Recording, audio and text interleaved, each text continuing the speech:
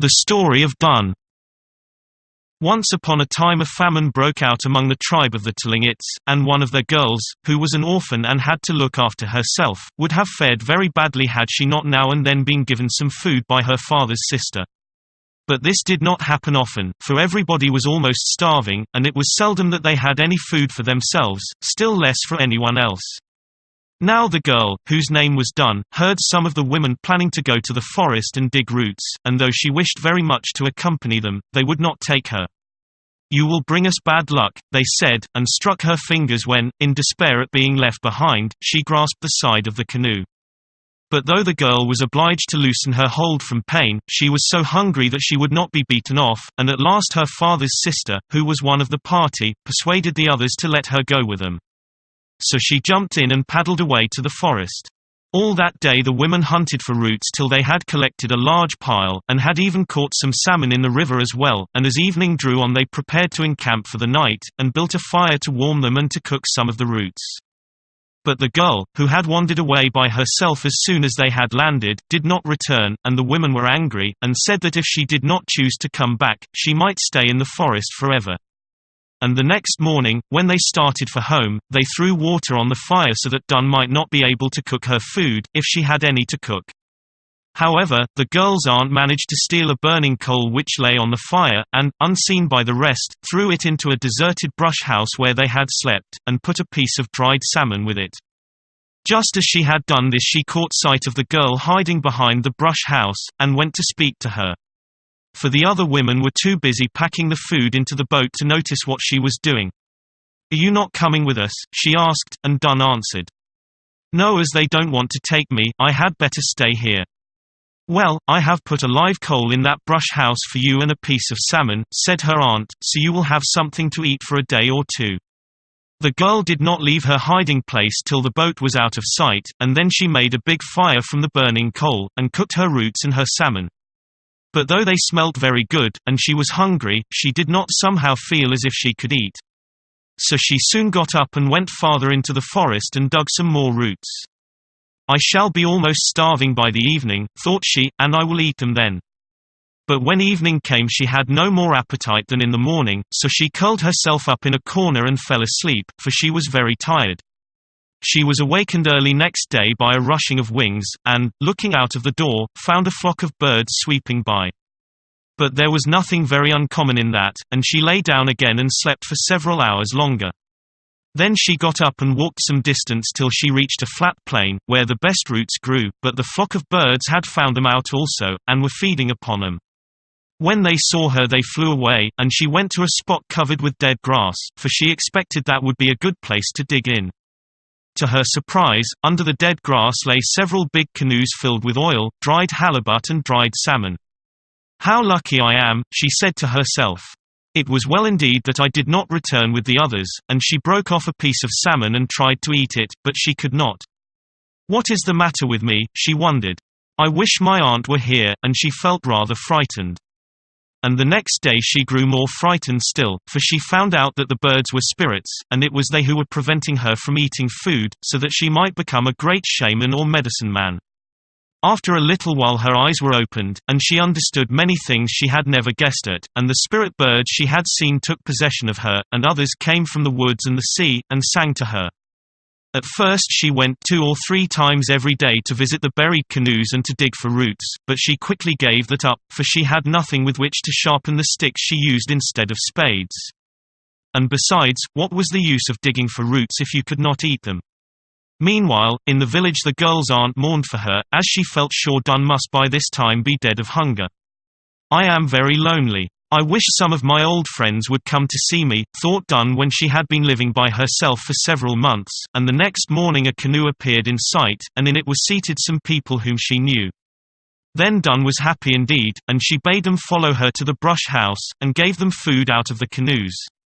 For 2 or 3 days they stayed, digging for roots and for anything else they could get, and at the end of the time Dun said to them, "It is well that you should go again, but be careful not to take with you any of the food that I have given you.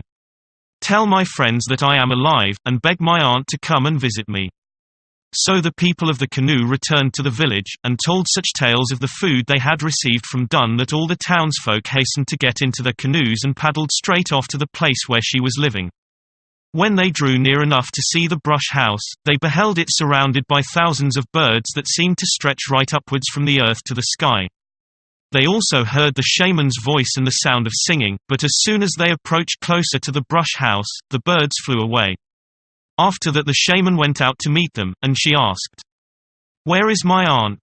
I want her," and when her aunt came Dun gave her everything that was stored in one of her buried canoes, and then she said, "I should like 2 of the women to stay with me and help me with my singing," and one after another the chief women of the tribe, with their faces newly painted, rose up in the canoes. But she would have none of them, and chose 2 girls who were orphans like herself, and had been treated very badly by their kinsfolk.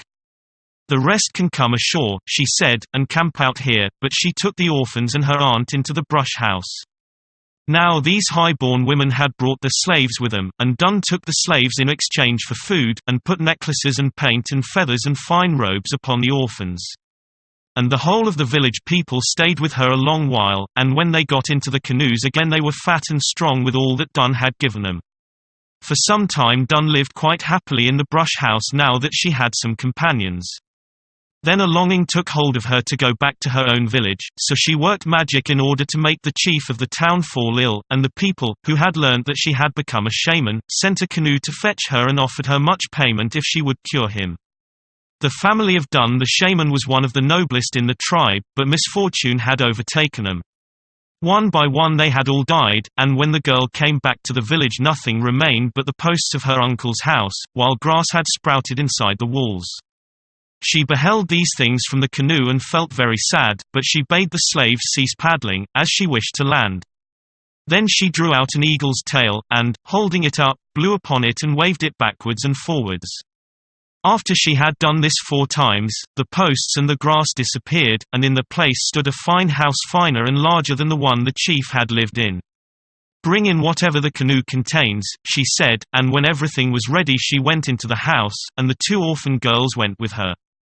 The chief's daughter is ill as well as her father, so Dun heard after she had been back in the village for a few days, and she waited in the house, expecting to be summoned to work a cure. But though they had sent for her while she was living far from them, now that she was amongst them again she looked so like the girl they had known from a child that the people could not believe she could be a real shaman, and called in others. However, in spite of the care of these medicine men, both the chief and his daughter became worse and worse, and in despair, their kinsfolk suddenly bethought themselves of Dun. The girl was not in the house at the time that the messenger arrived, but one of the orphans met him, and asked, "How much will they pay the shaman if she cures them?" 2 slaves, was the answer.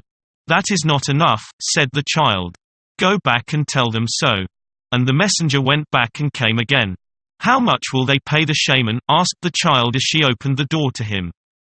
2 slaves and much goods, answered he. "That is well. She will come," said the child, and the messenger returned with her answer. "We will go together," Dun said to the orphans, and the 3 set off at once to the house of the chief. Inside, there was a crowd of people, except for an empty space round the fire where lay the chief and his daughter. The shaman sat down between them and worked all the spells she knew, but they grew no better. Then she rose and walked through the people in the room, and when she had looked at each one she said to the chief, "The witch that is killing you 2 is not here." As soon as the people heard that, they left the house and brought in those of the villagers who had not come before, for there was not room for a very great number. For the 2nd time Dun went among them and examined them, and then she repeated, "The witch is not yet here," but the spirits, which showed her what others could not see, opened her eyes, and after a moment she spoke again. "The road of the witch is very clear now. It runs straight to this house." After that she waited in silence, and the people were silent also. At last they heard a bird whistling in the woods at the back, and the shaman said, "She is coming now, open the door and let her in," and they flung the door wide, and there flew in a wild canary. "Go and sit between the 2 sick persons," said Dun, and the canary fluttered towards them, making such a noise with her wings that they were frightened and shrank away from her. And the shaman desired a man to tie the bird's wings to her side so that she might be still. Next a rolling sound such as thunder makes a long way off filled the air. "Here come her children," cried the shaman. Stop all the holes so that they may not enter, for they are very angry." But though the holes were stopped, there were cracks in the boards, and the birds flew in through the cracks till the house became full of them, and the noise was deafening. They flew round and round among the people, and whosoever they touched received a cut or a bruise. Suddenly no one knew how. They all vanished, and not a bird was left in the room save the one which was tied. Hours had passed since the shaman first came to the house, and it was now morning. The canary never ceased making a noise all that time, and at last the shaman said, "She wants to go to the place where she has put the food and the locks of hair with which she is bewitching the chief and his daughter. Untie her wings and let her do as she will, but be careful to follow her." So they untied her wings, and the canary flew out of the house followed by 4 men, and she hopped ahead of them the way she had come through the woods. At length she stopped and began scratching at the roots of some bushes till she laid bare a skull. On the top of the skull some leaves, hair, food, and scraps of clothes were carefully arranged in a pattern. She picked up as many of them as she could carry in her beak and flew with them down to the sea, letting the wind scatter them in different directions. This she did till all had disappeared and the skull likewise, and then she returned to the house with the 4 men following her, and they found the chief and his daughter quite cured, for as soon as the skull and the other things had touched the sea, they recovered by magic. "Do you hear the noise she is making?" asked the shaman, when the bird had begun to chatter as noisily as before. "She wants to go away from here, but not to her home, because the other birds will be ashamed of her. The place she wishes to go to is a town called Close along the beach. Therefore, let a canoe be got ready at once to take her there."